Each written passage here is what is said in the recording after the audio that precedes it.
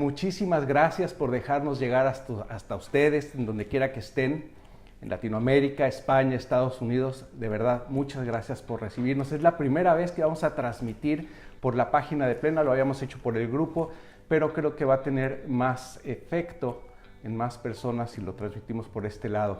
Para los que no me conocen, yo soy el doctor Juan Carlos Granados, soy médico especialista en rehabilitación neurológica y estoy encargado de las redes sociales de Plena. Y también es la primera vez que me va a acompañar la doctora Rodríguez. Muchísimas gracias por estar aquí. Muchas gracias. Transmitiendo juntos. Muchas gracias. Tenemos un invitado de lujo. Me gustaría que lo presentaras. Además de invitado de lujo, la verdad es que es un gran amigo. Es el padre Alejandro Ortega. Él es un licenciado en filosofía, tiene una maestría en espiritualidad y humanidades clásicas y tiene una especialidad también en teología moral y bioética. Así que estamos con un súper experto en el tema del día de hoy. Exactamente. Gracias por la invitación. Muchísimas gracias por acompañarnos. El tema de hoy, espiritualidad en discapacidad. La espiritualidad, yo lo he aprendido mucho de la doctora, como una parte integral muy importante, tanto como tengo mi cuerpo, tengo mi forma de pensar, pero si no tengo también la parte espiritual, estoy de alguna manera caminando, por decirlo así, incompleto. ¿Estoy correcto? Sí, yo creo que lo primero sería definir qué se entiende por espiritualidad. Y hay de hecho varias definiciones. Existe en el argot teológico, por decirlo así, una espiritualidad es como una escuela o corriente de pensamiento espiritual religioso. Normalmente hay una espiritualidad, por ejemplo, judía, hay una espiritualidad cristiana, y luego dentro del cristianismo hay diferentes subespiritualidades, por decirlo así, espiritualidad carmelitana, dominica, benedictina, etc. Pero ese es un concepto ligado a la religión. Yo creo que el concepto de espiritualidad es todavía más amplio que esto. Yo le llamo que es el camino interior. La espiritualidad para mí es el recorrido que cada uno de nosotros va haciendo a través de las diferentes experiencias de la vida. Y este camino, este recorrido se vuelve muy personal. Por eso, más que hablar de una espiritualidad en general, habría que decir que la espiritualidad es tu historia personal, única e irrepetible, porque nadie ha vivido lo que tú has vivido, nadie ha sentido lo que tú has sentido, y me atrevería a decir, nadie ha pensado ni soñado lo que tú has pensado y soñado. Entonces, de alguna manera, cada uno de nosotros es, en ese sentido, también una fuente de espiritualidad hasta para sí mismo.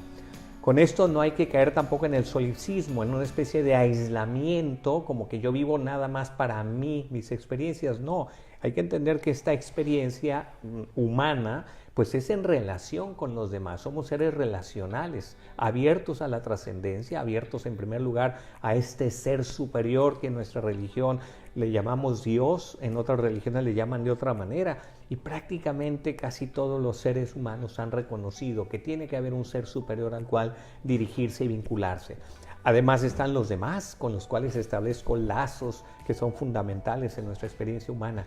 Y luego obviamente está la relación conmigo mismo y con los procesos o con las vivencias que me toca afrontar. Entonces, como que es un cuadro de relaciones múltiples, y todo eso configura una espiritualidad, porque para poder relacionarme con todos ellos es porque yo soy un ser espiritual.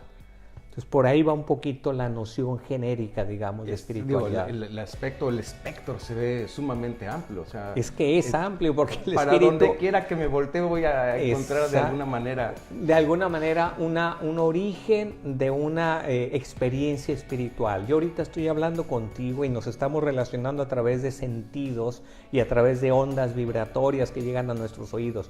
Pero en el fondo tú eres un espíritu y yo otro espíritu, que nos estamos vinculando, nos estamos relacionando. Y esto es la magia, por decirlo así, de la espiritualidad también. Claro. Y hay una diferencia, porque yo lo digo desde mi perspectiva personal, ¿no? Es decir, yo tengo una forma de pensar, tengo una psique, un pensamiento. Yo asumo que con ese mismo pensamiento ejerzo mi espiritualidad, pero hay una división entre pensamiento y espiritualidad? O sea, ¿cómo distingo yo uno y otro? Bueno, de hecho en antropología filosófica se distinguen diferentes planos. Hay algunas filosofías son prácticamente monolíticas, por decirlo así, es lo que se llama el monismo filosófico. Cuando pensaban algunos que éramos solo una sola cosa, normalmente material, no pensaban en un espíritu. Luego viene también una posible visión dual del ser humano, cuerpo y alma, cuerpo y espíritu, pero simplemente como esas dos dimensiones nada más, que en algunos llega a exagerarse de tal manera que ven el cuerpo como una cárcel del alma, ¿verdad? Entonces el espíritu está como encerrado en este cuerpo, lo cual también sería una visión muy reductiva del cuerpo.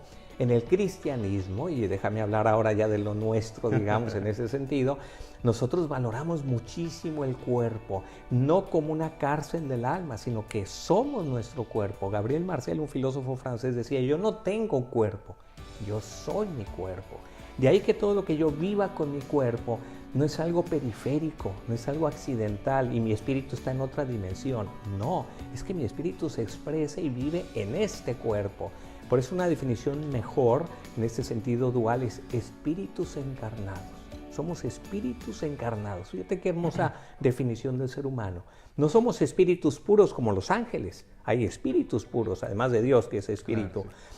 Y también hay seres que son solo cuerpos, que no tienen espíritu. Los animales, las plantas son seres vivos, pero sin espíritu.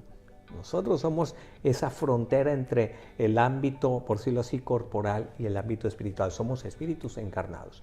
Pero luego todavía, volviendo a la antropología, hay quien distingue entre espíritu, mente y cuerpo.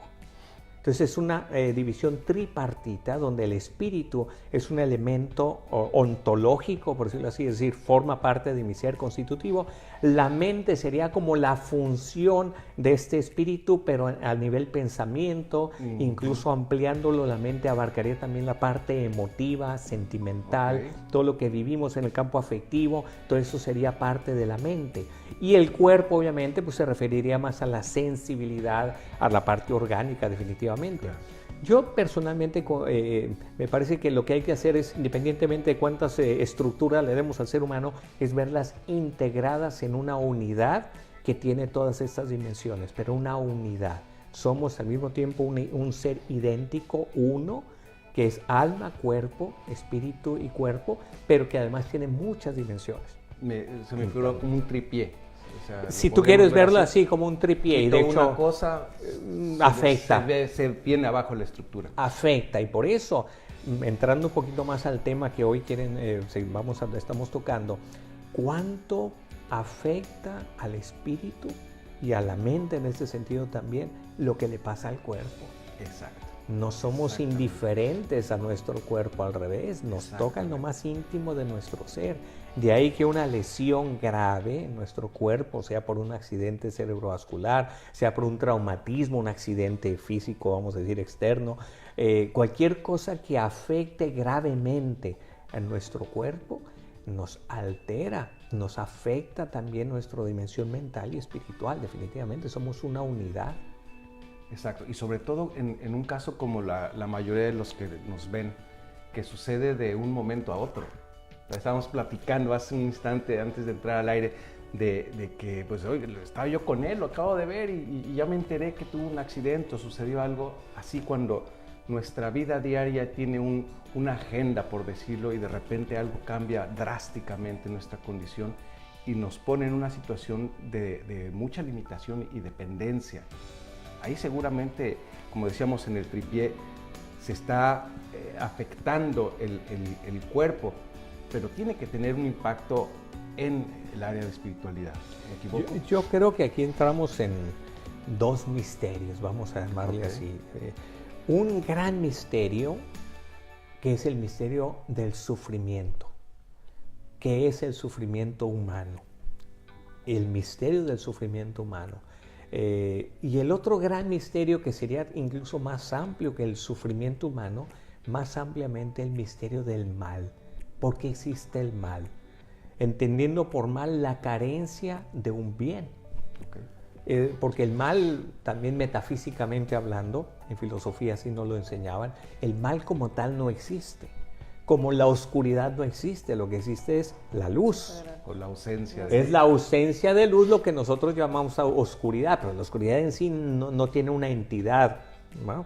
Igual uno diría que el mal es la ausencia de un bien, como la salud, como el bienestar, como cualquier facultad que tenemos. Tenemos inteligencia, tenemos capacidad de comunicación, entonces esos son bienes que forman parte de nuestra integridad humana. Cuando nos falta algo de eso, estamos carentes de uno de esos bienes, decimos estoy sufriendo un mal.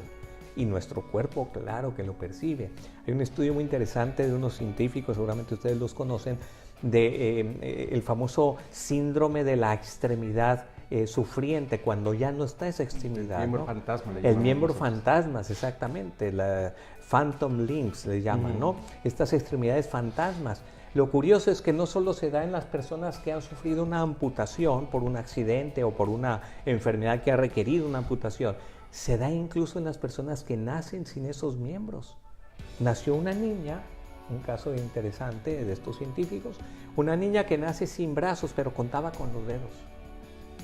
No tenía dedos, pero en su mente, ¿por qué? Porque está de tal manera integrado nuestro ser que nuestra mente, aunque nazca el cuerpo sin una extremidad, nuestra mente está suponiendo que lo está completando, aunque sea una ilusión en ese sentido, esa extremidad fantasma.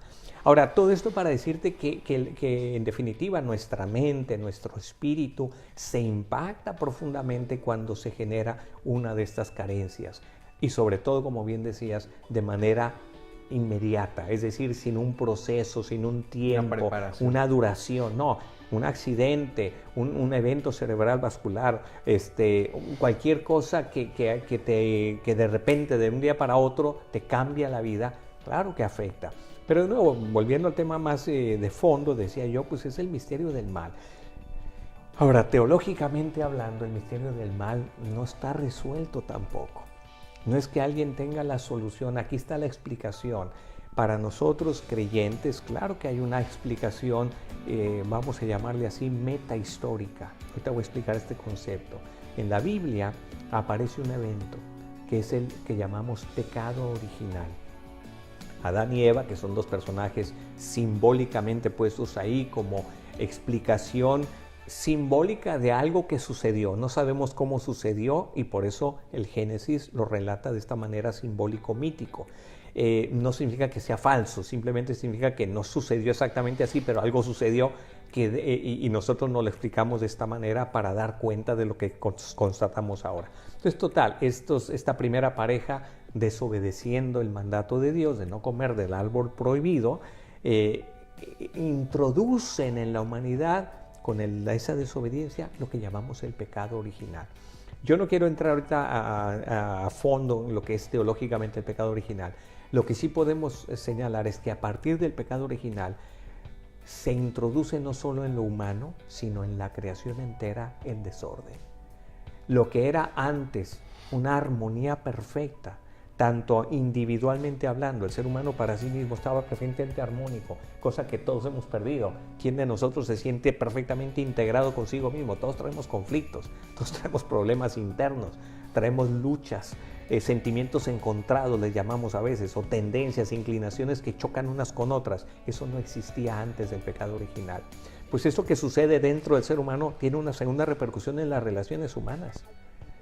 Hubo una ruptura también entre Adán y Eva, por decirlo así. Adán y Eva, que vivían en una armonía perfecta como pareja originaria, empezaron a tener problemas. De hecho, basta ver cualquier matrimonio ahora y decir, oye, la integración de un matrimonio es un tema de mucho esfuerzo, de mucho trabajo, de mucha continua reconciliación y reparación, porque ahí hay temas que chocan. Bueno, no solo se detiene ahí la ruptura del pecado original, hay un desencuentro con la creación, es decir, con el entorno físico, con el entorno que llamamos naturaleza o creación. Naturaleza sea corporal de uno mismo, sea naturaleza en sentido más macro, ¿verdad? Y ahí nace la enfermedad, de ahí viene el dolor, de ahí viene el que de pronto la naturaleza falla. Me dice una persona, oiga, yo estaba bien y de pronto tengo cáncer. Dios me lo mandó. Es un castigo que Dios me está haciendo porque me he portado mal. Y luego son personas buenas, personas que dicen, oye, yo me porto mucho mejor que el otro y el otro y el otro, y ellos no tienen nada, están sanos. Y yo tengo un tumor, o tengo un accidente, o tengo un proceso que no me lo merecía en mi mente, ¿no? Según mi propia conducta. La respuesta es, ahí falló la naturaleza. Ni siquiera podemos decir que es voluntad de Dios. A mí vamos a decir como sacerdote, me cae muy mal cuando todo mundo le echa la culpa a la voluntad de Dios. Es que es voluntad de Dios, es que Dios quiso que te pasara eso, es que Dios quiso que te pasara aquello. Yo tendría mucho cuidado en usar esa explicación, porque también Dios sufre, por decirlo así, el que nos pasen cosas, como tú que eres papá y tienes una hija, tienes un hijo, le pasa algo a tu hijo, ¿no te duele? Claro, sí. Oye, te duele en el alma. Te duele profundamente, no quieres ver a tu hijo sufrir. En ese sentido tampoco es voluntad de Dios. El verdadero responsable es el desorden que se introdujo en la naturaleza por ese desorden moral inicial que se llama pecado original y que trastornó, por decir así, también el orden de la creación. Y eso que vimos a nivel micro, por ejemplo, como una enfermedad, una infección, ahora resulta que los virus, las bacterias, los hongos te hacen daño, te parasitan, te infectan. Oye, eso no existía antes del pecado original. A nivel macro, piensa en cuántos cataclismos, terremotos, huracanes, inundaciones, tsunamis, y cuánto dolor y cuánto sufrimiento se desprende de esos grandes cataclismos. ¿Y quién es el culpable? ¿Quién es el que hizo eso? ¿Quién es el responsable de un tsunami? Es que esa parte es un constante que yo veo en las familias y en la persona lesionada. Es una pregunta que hasta ahorita estoy entendiendo ciertas cosas, porque aunque es una constante, ¿por qué a mí? ¿Por qué yo? ¿Por qué me tuvo que suceder esto? Sí, y es una interrogante que permanece un buen tiempo en la persona lesionada o en la familia, y que muchas veces se queda sin resolver, y otras ocasiones al paso del tiempo, es como si quisieran explicarse o justificar por qué sucedió. Pero ¿cómo se puede hacer, como consejo, vamos a decirlo así, encontrar o reencontrar el camino y encontrar una posible respuesta a esa pregunta de ¿por qué yo? ¿Por qué a mí? ¿Eso es factible? ¿Es posible? Relativamente. Como he dicho antes, estamos ante un misterio. Esta explicación que yo mismo he dado del pecado original, habrá gente que diga, a mí no me satisface, no me cuadra. O por lo menos, en definitiva, el hecho de que yo sepa de dónde viene mi sufrimiento y me digan que es porque una pareja original allá hace millones de años, que como te decía es una realidad metahistórica, está fuera de la historia. Que esa sea la causa de que a mí me esté doliendo la pierna, o que me haya sucedido un accidente, o que ahorita no pueda caminar, como que está tan lejos, ¿no? Como que está tan lejana esa explicación que no me satisface tampoco. Y obviamente aquí, pues sí, ya es que queremos hilar un poco más fino, hay que reconocer como que también hay diferentes posibilidades también, ¿no? Yo diría que hay tres. Una son aquellas cosas que me suceden por culpa mía. O sea, yo sí soy responsable de muchas cosas que me pasan. Claro. Y son las consecuencias a veces de decisiones mal tomadas, de imprudencias, de temeridades. ¿Cuántas personas lesionadas ha sido por una falta de responsabilidad propia? No estoy hablando de la de los demás. Sí, echar la culpa a otros.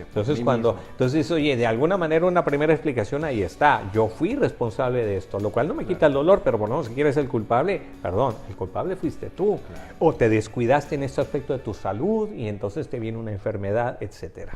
Segunda posibilidad, segundo escenario, cuando el responsable es alguien más. Cuando el culpable es una voluntad externa a mí, alguien me hizo daño a mí. Y ahí también la explicación de fondo no es que Dios nos hizo libres. Estoy pensando ni siquiera en un accidente, estoy pensando en una agresión, en una violencia. Curiosamente, hablando del pecado original, la primera violencia que existe en la humanidad fue el asesinato de Caín a su hermano Abel. Estamos hablando de la primera generación humana después del pecado. Qué curioso, ¿no te parece que también simbólicamente hablando la Escritura te dice, después del pecado entra la violencia en el mundo?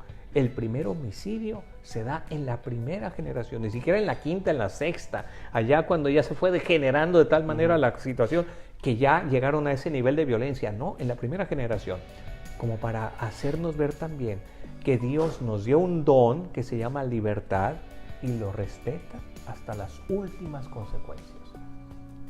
Fíjate cómo Dios... Casi me suena en el pase lo que pase. Es que es un don tan precioso, tan grande, tan maravilloso, el don de la libertad, que más aún no seríamos humanos si no lo tuviéramos. Y con tanta, me estoy imaginando, tanta responsabilidad.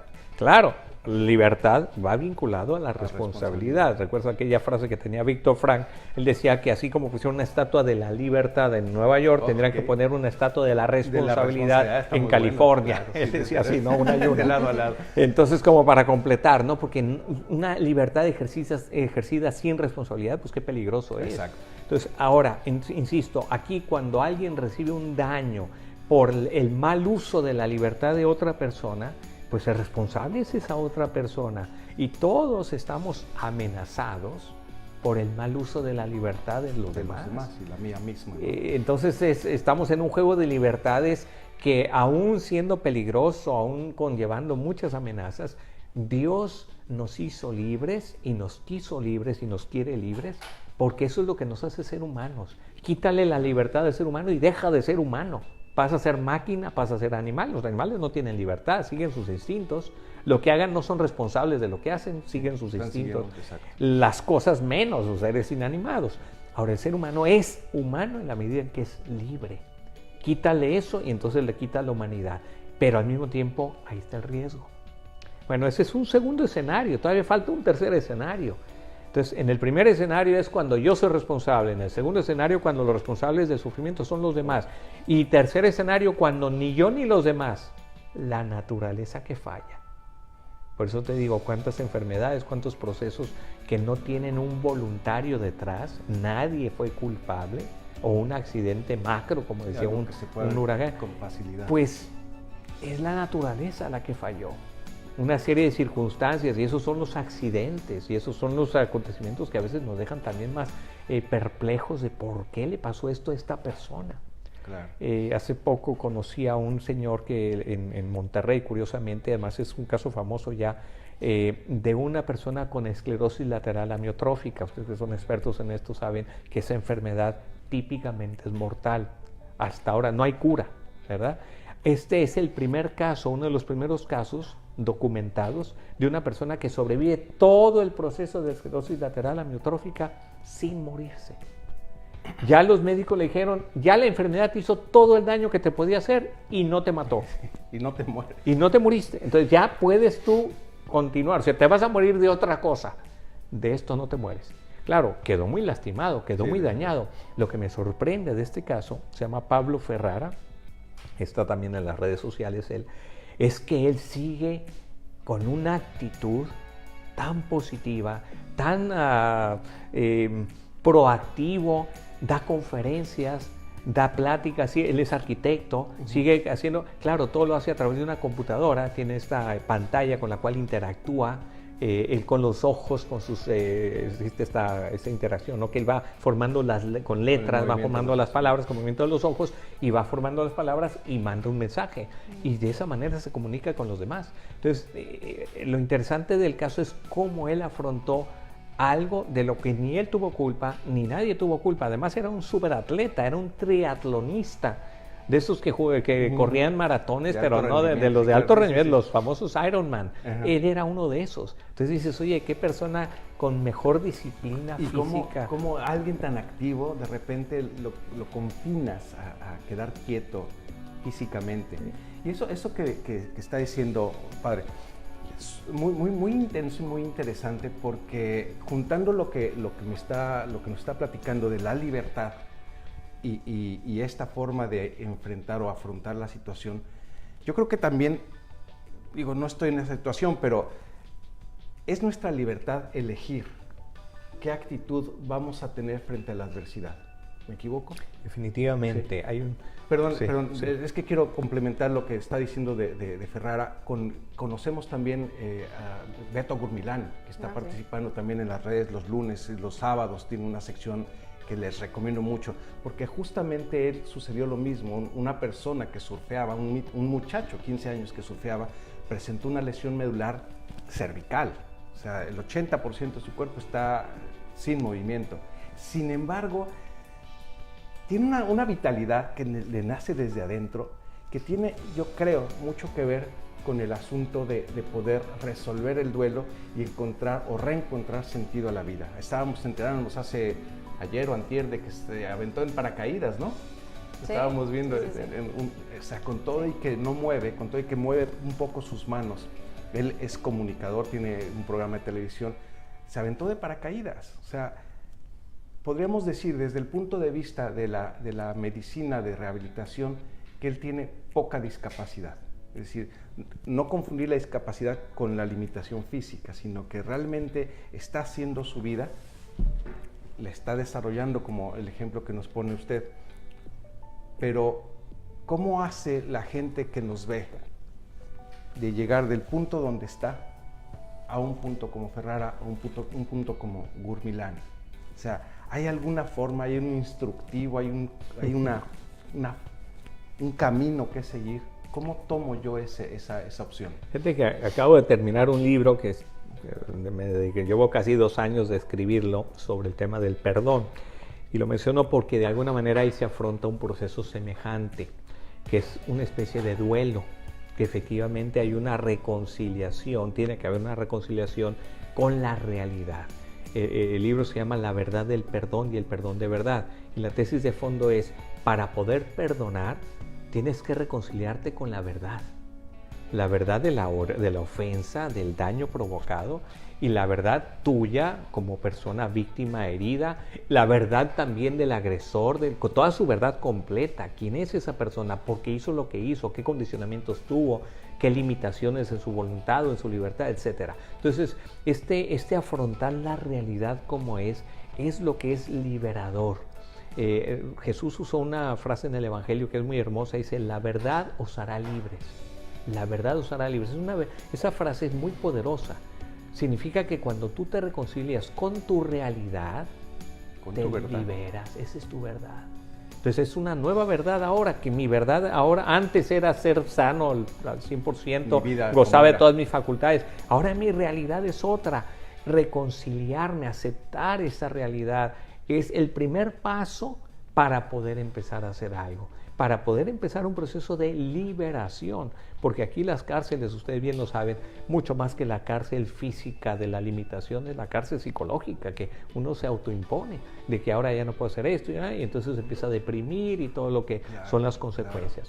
Hay un autor que es el que te iba a citar antes, Jacques Philippe, es un autor francés. Él tiene una frase también muy hermosa en este sentido, dice, no somos libres para recibir o no recibir un cierto daño, ¿no? Lo que sí somos libres es para aceptarlo y para vivirlo. ¿Qué hago con lo que me sucede? Eso depende de mí. Lo que me sucede puede no depender de mí. ¿Qué hago con eso? Eso sí depende de mí. Y es ahí donde también entra un poco el reto. Tú mencionabas antes cómo la adversidad es una gran maestra de vida también. Un libro también hermosísimo, muy recomendable, se llama el autor Santiago Álvarez de Mon, un español. Este autor tiene un libro que se llama Desde la adversidad, y en este libro lo que hace es recopila historias de grandes personajes, personas que todos conocemos porque ya llegaron a ser líderes mundiales, como un Nelson Mandela, un Václav Havel, que fue un primer ministro de la República Checa, este gran tenor español, Carreras, que también tuvo un cáncer de garganta y lo superó, y siendo un tenor, siendo un cantante, ¿no? Y así otros grandes deportistas o grandes personas muy destacadas. Y la tesis de fondo del libro es muy interesante. Él dice, estas personas no llegaron a ser lo que llegaron a ser a pesar de la dificultad que vivieron. Mandela pasó 29 años en la cárcel antes de hacer esa transformación en su país de Sudáfrica. No fue a pesar de, fue gracias a. Eso que vivieron fue lo que despertó una serie de recursos interiores que de otra manera hubieran quedado atrofiados en la persona. Entonces hay como que muchos recursos humanos que están ahí guardados en cada uno de nosotros y que no salen a la luz, sino cuando las circunstancias los provocan de alguna manera. Me hace pensar el dicho popular de si te arrojan limones, haz limonada, ¿no? Es una forma muy simple de resumir eso. Es decir, ¿con qué cuento? Ya me sucedió lo que sucedió, ahora ¿qué tengo? ¿Y qué voy a hacer con él? Eso me parece maravilloso. Definitivamente. Y sobre todo, el primer paso de empezar con el perdón. Muchas veces hay que perdonar, quizás no al otro, sino perdonarme a mí mismo y empezar de nuevo. Es como, ok, me decido a tomar el picaporte de la puerta y entonces ahora sí lo que usted decía, en segundo momento, ¿no? Abro la puerta para poder aceptar mi verdad, como lo habíamos... Y dentro de esta aceptación, claro que también hay un momento en el que es válido de alguna manera expresar el dolor, ¿no? Claro. Se vale gritar, yo digo ahí en el libro, ¿no? Se vale llorar, se vale lamentarse de lo que está uno viviendo, es parte de esa catarsis, de esa purificación interior que todos necesitamos ante una situación de este género. A Dios. Entonces hay gente que se enoja con Dios, hay gente que se enoja con la vida, hay gente que se enoja consigo mismo, como tú bien dices. Entonces yo digo que forma parte de un proceso de sanación el afrontar y el expresar este sufrimiento, este dolor. Y ahí también se vincula con otro aspecto muy importante, y es también el saber comunicar los sentimientos que se llevan dentro, un aspecto de asertividad muy importante en todo esto, que la persona exprese con libertad su dolor, sus sentimientos, su frustración, lo que sea, y que tenga con quién compartirlo. Obviamente se lo puede decir a sí mismo, pero también se lo puede decir a Dios en una oración muy sentida, muy profunda. La Biblia está llena de párrafos y sobre todo los salmos donde la gente está de verdad bien enojada con lo que les ha pasado y diciendo el agua me llega al cuello, ya no puedo ni respirar, y porque, o sea, como que mucha lamentación también hay en la Biblia. Pues la respuesta es que se vale lamentarse, pero por un tiempo o como parte de un proceso. Entonces, reconocer el daño, número uno. Número dos, expresar el dolor, el sufrimiento. Y es parte de. Y luego, claro, número tres ya es empezar a reconciliarme con esa nueva realidad. Es un proceso lento, darle tiempo al tiempo. Dicen que el tiempo es el mejor médico. Lo cura casi todo.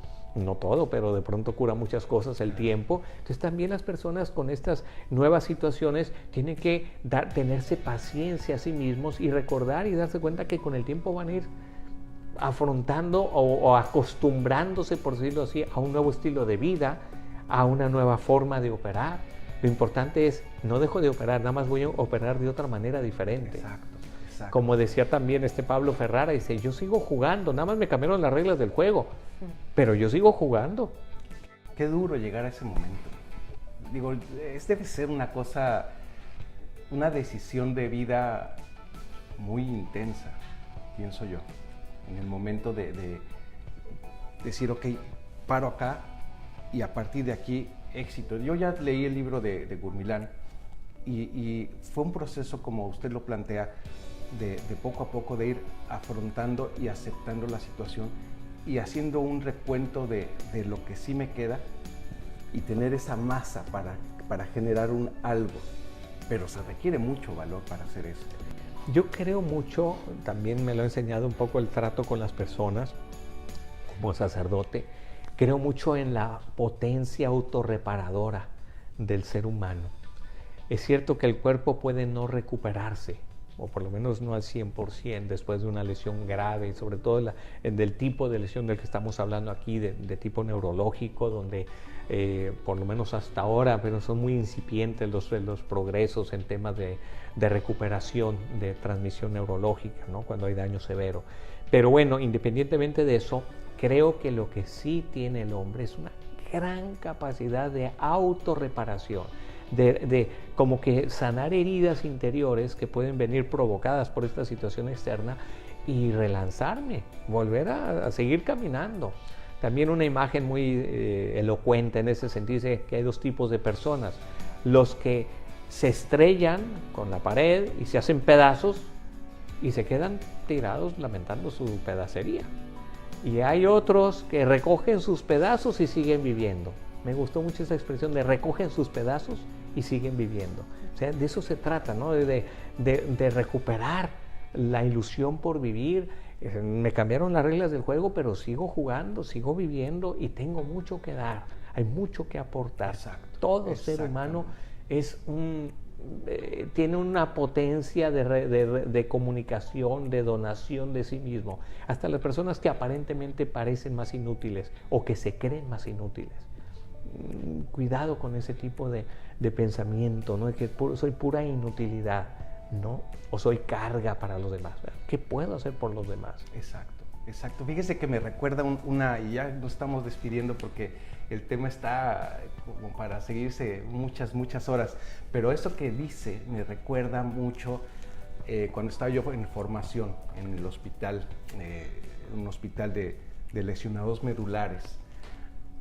Teníamos diferentes tipos de pacientes, señores, principalmente hombres y algunas mujeres de diferentes edades. Algunos andaban en silla de ruedas, otros podían caminar con ayuda de alguna andadera o algún auxiliar.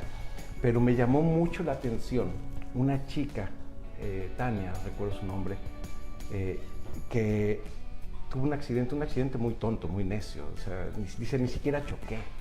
Íbamos en el carro, me agaché a agarrar la bolsa, por casualidad la llanta tocó con la banqueta, no sé qué pasó, se activó la bolsa y le dobló el cuello y lesión medular,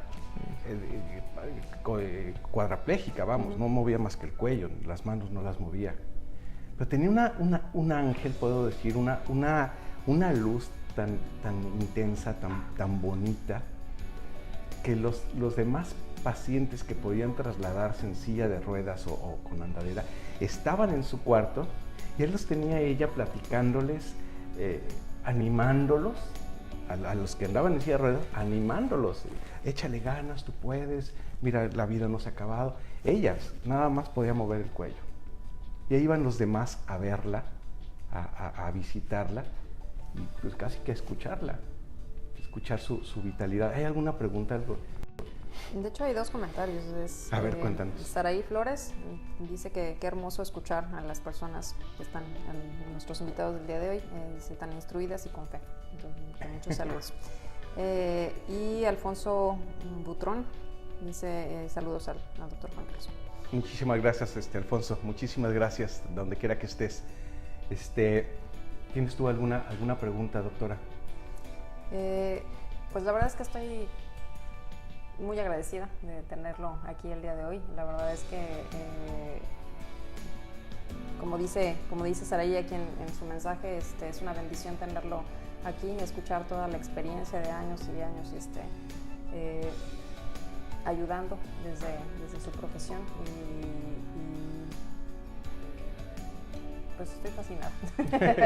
Y es que tú lo vives, tú tienes el trato con los niños con discapacidad, tu área es la pediátrica y seguramente lo están viviendo también los papás. En este caso, a veces el niño que nace en condiciones difíciles, por ejemplo una parálisis cerebral infantil, los papás son los que tienen que enfrentar todo esto que estamos hablando, no necesariamente una persona que es la protagonista de su proceso. Son los que realmente necesitan más ayuda desde el punto de vista del apoyo emocional y espiritual, como para reconstituir justamente su fe, ¿no? Hay muchos que pues desde que el niño nace tienen una expectativa un tanto cuanto distinta cuando nace su niño, y de repente tienen que trabajar toda esta parte de la espiritualidad que se ve fracturada por una ilusión que está rota, ¿no? Entonces, porque al principio,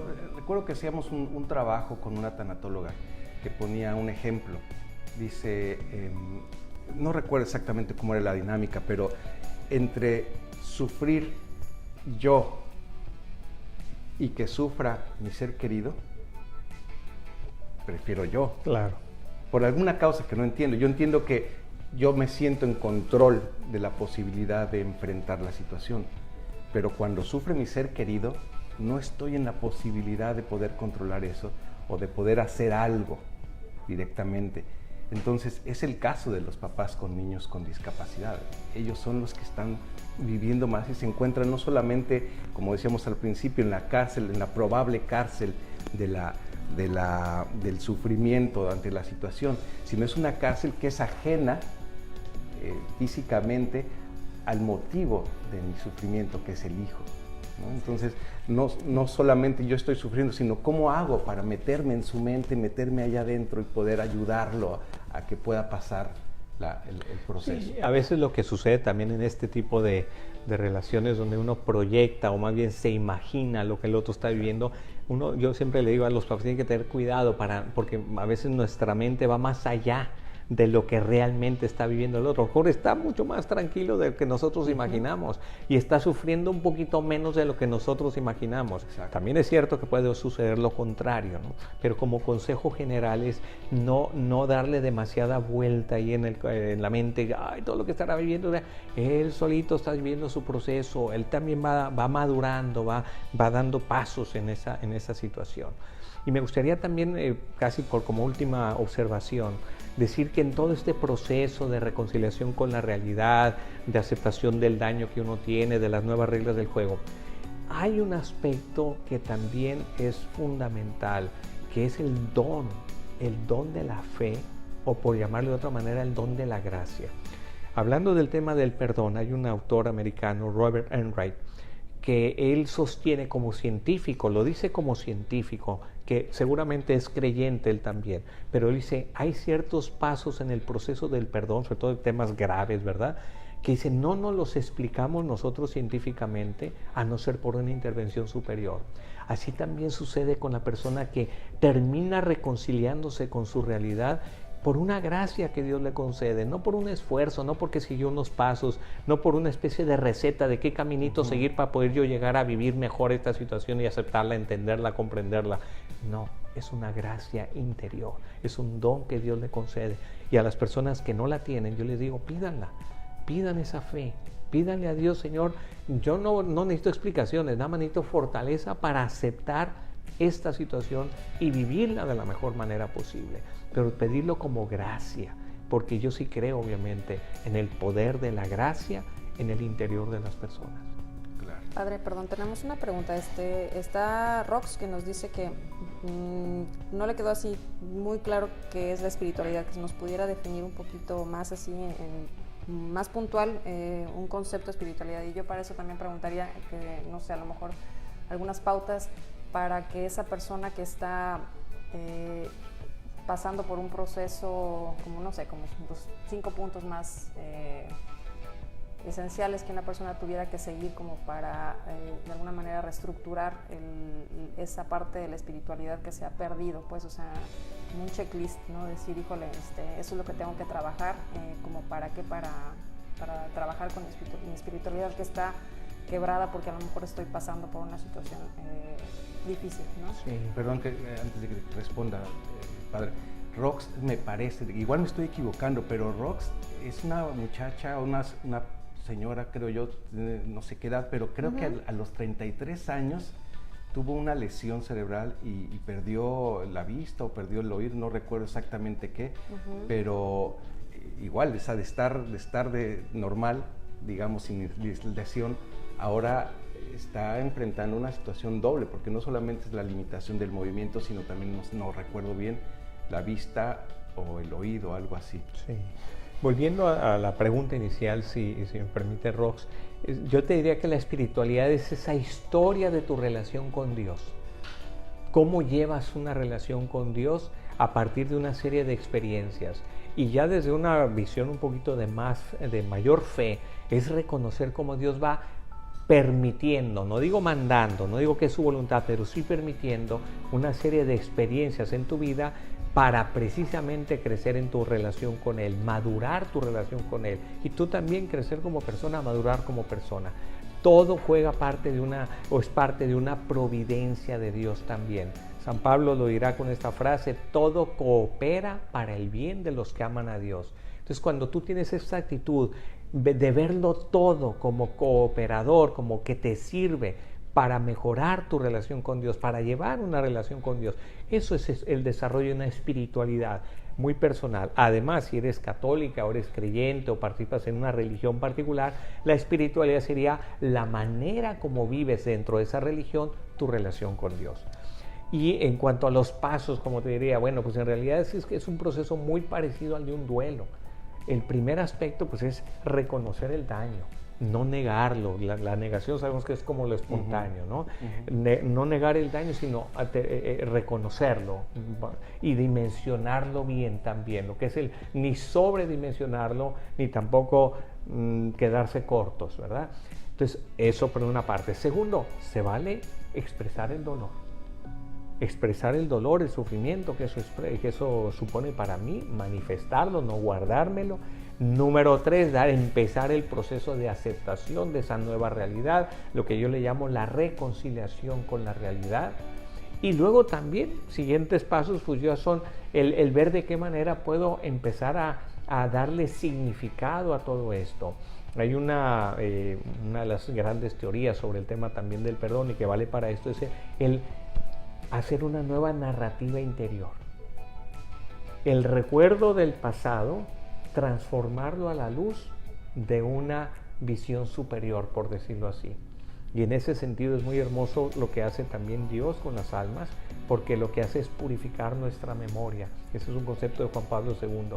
Purificar la memoria significa, sí, voy a recordar lo que sucedió, pero ahora lo recuerdo desde una luz diferente.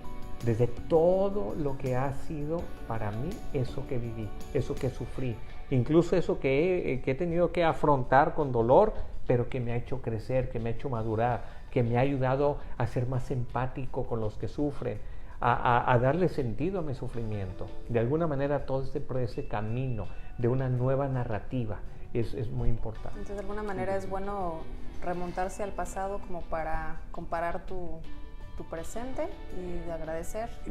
Somos seres memoriosos, ¿verdad? Todos los seres humanos traemos un pasado que siempre está volviendo a la mente de alguna manera. Entonces ya de naturaleza somos seres memoriosos. Aquí es cómo lees ese pasado. Una idea que si me da tiempo todavía decirlo, es muy hermoso como cuando Jesucristo está con los apóstoles en la última cena y está diciéndoles el Espíritu Santo, el Paráclito, les va a recordar todo lo que yo les he dicho. La palabra que usa no es el verbo griego original anamnisko, que significa recordar simplemente. Usa un verbo rarísimo que no aparece más que una vez en toda la Biblia, ahí, en ese texto de San Juan, donde dice hipomnisko, que significa recordar de manera diferente. Eso es purificar la memoria, recordar de manera diferente.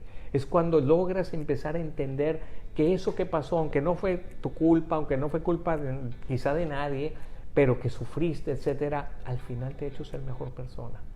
Al final te ha hecho una historia, te ha permitido desarrollar una espiritualidad, una historia interior que no hubiera sucedido si no hubiera pasado eso. Exacto, muchas veces. ¿Cuántos libros, ya para cerrar, padre, cuántos libros lleva?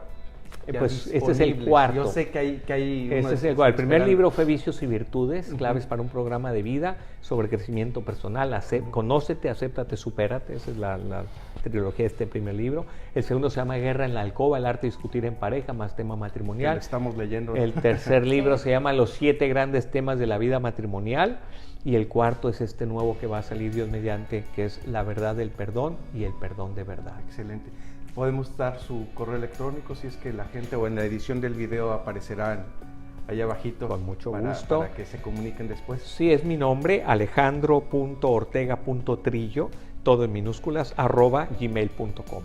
Excelente. Excelente, pues si no hay preguntas. Pues no, nada más ya a Rox creo ya le quedó claro. Dice entonces espiritualidad es mi crecimiento en la fe, en la relación que tengo con Dios, o el ser supremo en que creo. Muchas gracias. Excelente, gracias Rox por participar. Nos despedimos, un abrazo fraterno a donde quiera que estén, España, Latinoamérica, Colombia, que hay mucha gente en la página de Plena desde Colombia, Estados Unidos, México, desde luego. De verdad, muchísimas gracias por recibirnos y nos vemos en otras 2 semanas más. Que estén muy bien.